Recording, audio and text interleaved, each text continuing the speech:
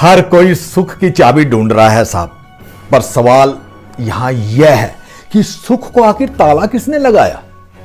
दरअसल नींद तो रोज ही खुलती है जनाब, पर आंखें कभी कभार।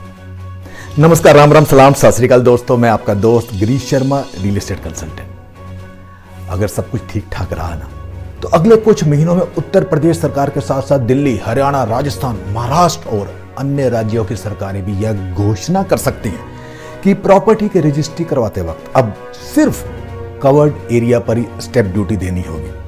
अगर ऐसा संभव हो जाता है तो जहां सरकार को करोड़ों रुपए के राजस्व का नुकसान उठाना होगा, वहीं एक आम आदमी को बिल्डर द्वारा बनाई गई कोई प्रॉपर्टी खरीदने पर स्टैंप ड्यूटी के रूप में दिए जाने वाले अमाउंट पर हजारों या फिर लाखों रुपया बच जाएगा। यानी कि जितनी बड़ी प्रॉपर्टी उतनी ज्यादा बचत।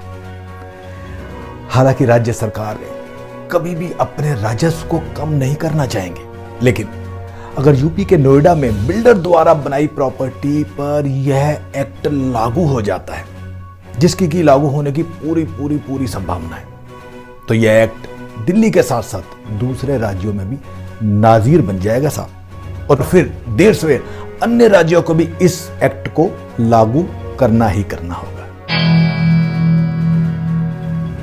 दरअसल नोएडा में पिछले कई वर्षों से प्रॉपर्टी की खरीद फरोख्त के दौरान राज्य सरकारों से लगातार एक तकनीकी गलती हो रही थी। हालांकि इस तरह की तकनीकी गलतियां अन्य कई राज्यों में भी अब तक हो रही हैं, लेकिन क्योंकि एक आम इंसान अपनी जिंदगी में सिर्फ एक या दो बार अपने लिए कोई प्रॉपर्टी खरीदता है, इसलिए उस बेचारे को तो यह पता ही नहीं होता, यह मालूम ही नहीं होता कि प्रॉपर्टी खरीदने के दौरान वह हजारों लाखों रुपया स्टैंप ड्यूटी के नाम पर सरकार को ख्वामखाई ज्यादा दे रहा है। और भाई, जिसके पास अपने आप ही बैठे बिठाए असल से ज्यादा पैसा आ रहा हो, वह भला उसे लेने में क्यों मना करेगा। फिर चाहे वो कोई इंडिविजुअल व्यक्ति हो, संस्था हो या फिर कोई सरकार हो सकती है। नोएडा अथॉरिटी लगातार पिछले कई वर्षों से जो गलती कर रही थी वो यह है कि बिल्डर द्वारा बनाए गए फ्लैट्स पर बायर से उसके नाम पर वह फ्लैट ट्रांसफर करते वक्त उससे बायर बिल्डर एग्रीमेंट पर लिखे हुए पूरे सुपर एरिया पर स्टैंप ड्यूटी ले रही थी, ना कि सिर्फ कवर एरिया से कुछ ऊपर, जो कि सरासर गलत है। दोस्तों, सबसे पहले तो आप सुपर एरिया और कवर्ड एरिया के बारे में अच्छे से समझ लें। दरअसल आपके फ्लैट में जितना भी एरिया आपको कवर मिल रहा है ना, जिसमें कि आपके bedroom, drawing room, kitchen, bathroom, servant room, store वगैरह वगैरह, मतलब कि जिस जगह पर सिर्फ आपका हक हो, अर्थात वह कॉमन एरिया ना हो, और ऐसे ही सुपर एरिया जैसे कि लॉबी, लिफ्ट, बालकनी, स्टेयर्स तक जाने का रास्ता वगैरह वगैरह, ये सब सुपर एरिया में ही आते हैं। लेकिन मजे की बात यह है कि नोएडा अथॉरिटी आज तक बिल्डर्स को जो नक्शा पास करके देती है ना, उसमें सुपर एरिया का कहीं भी जिक्र तक नहीं है। और जब अथॉरिटी बिल्डर से पार्टी के नाम फ्लैट को ट्रांसफर करती है तो वह केवल बिल्डर और बायर के बीच हुए एग्रीमेंट में लिखे सुपर एरिया के आधार पर ही बायर से स्टैंप ड्यूटी ले लेती है। और पिछले कई वर्षों से ऐसा ही चलता आ रहा है साहब, जबकि वहां फ्लैट सर्कल रेट की गाइडलाइन के अनुसार कवर्ड एरिया में सिर्फ 20% अधिक जोड़कर ही स्टैंप ड्यूटी ली जानी चाहिए, उससे ज्यादा वो ले ही नहीं सकते। लेकिन हो क्या रहा है कि जो भी बिल्डर ने लिख दिया बस उसी को सच मानकर अथॉरिटी दे दबा बायर से स्टैंप ड्यूटी लिए जा रही है जनाब। और बोला बाला फ्लैट बायर बेचारा हजारों लाखों रुपया अब तक फालतू यानी कि ज्यादा देता आ रहा है। फालतू या ज्यादा मैं यहां सिर्फ इसलिए भी कह रहा हूं कि अब तक जो भीड़ चाल चल रही है ना, उसे अगर हम अच्छे से समझें तो हर एक बायर लगभग 200 से 300 स्क्वायर फीट पर ज्यादा शुल्क दे रहा है, मतलब कि ज्यादा स्टैंप ड्यूटी दे रहा है। यह मैं नहीं कह रहा, यह बात तो खुद अथॉरिटी वाले ही कह रहे हैं साहब कि अगर 1000 स्क्वायर फुट सुपर एरिया है तो उसमें कवर्ड एरिया होता है लगभग 600 से 700 स्क्वायर फुट, और अगर गाइडलाइन के हिसाब से हम उसमें 20% और जोड़ दें तो वह बनता है 720 से 840 स्क्वायर फुट के आसपास। ऐसे में अगर किसी एरिया का सर्कल रेट आप अंदाजा लगाइए कि मान लें 4,000 रुपये के भी मतलब 4,000 रुपया होता है, तो एक आम व्यक्ति अब तक अपना फ्लैट खरीदते वक्त सुपर एरिया के हिसाब से कम 40,000 से 60,000 रुपये तक ज्यादा स्टैंप ड्यूटी दे रहा है।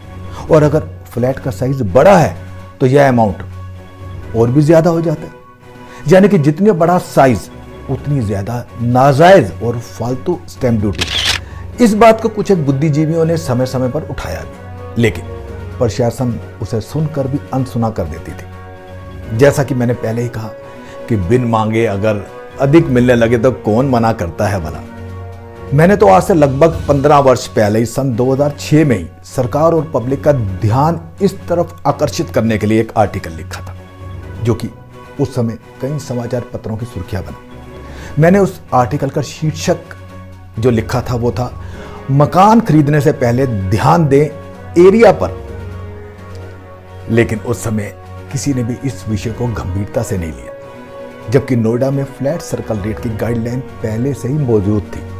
लेकिन उसे अच्छे से समझे बिना शुरुआत में जो गलत तरीके से रजिस्ट्री होनी शुरू हो गई ना, बस फिर वह गलत तरीका लगातार ऐसे ही चलने लगा सर, जिसका परिणाम आज आप सबके सामने है कि आम बायर का करोड़ों रुपया सरकार के खातों में नाजायज तौर पर चला गया, जो कि मैं समझता हूं कि कभी भी वापस नहीं आ सकता। पर अब ऐसा नहीं होने वाला, क्योंकि इस भयंकर गलती को सही करने के लिए पिछले दिनों नोएडा जिला प्रशासन के साथ कुछ बायर्स की मीटिंग हुई। मीटिंग में आम्रपाली, जोडियक और प्रतीक विस्टेरिया के बायर्स ने इस मुद्दे को जोरों शोरों से उठाया, जिसके चलते जिलाधिकारी ने बायर्स के साथ हो रहे इस अन्याय को गंभीरता से लेते हुए उनकी मांग को जायज मानते हुए यह आदेश जारी किया कि एक्ट में मौजूद प्रावधान को सही ढंग से लागू करने के लिए कदम उठाया जाए, और अगर फ्लैट की रजिस्ट्री सुपर एरिया के आधार पर हो रही है तो अथॉरिटी इस सुपर एरिया को सर्टिफाइड करे। बेवजह ज्यादा स्टैंप ड्यूटी अब बायर को ना देनी पड़े, इसके लिए फिलहाल नोएडा के आम्रपाली जोडियक के मुद्दे को ही आधार बनाकर प्रशासन ने अथॉरिटी एक्ट के अनुसार सर्टिफाइड करने के लिए लेटर लिखा है। और अगर यूपी सरकार द्वारा यह बात मान ली जाती है, जो कि मैंने पहले से ही कहा है कि मैं समझता हूं कि यह मान ही ली जाएगी, तो उसके बाद जैसा कि मैंने पहले कहा कि इस एक्ट को आधार बनाकर हर उस राज्य के प्रॉपर्टी बायर्स को फायदा होगा, जहां अब तक बिना किसी ट्रांसपेरेंट एक्ट के सिर्फ सुपर एरिया पर ही प्रॉपर्टी की रजिस्ट्री की जा रही है।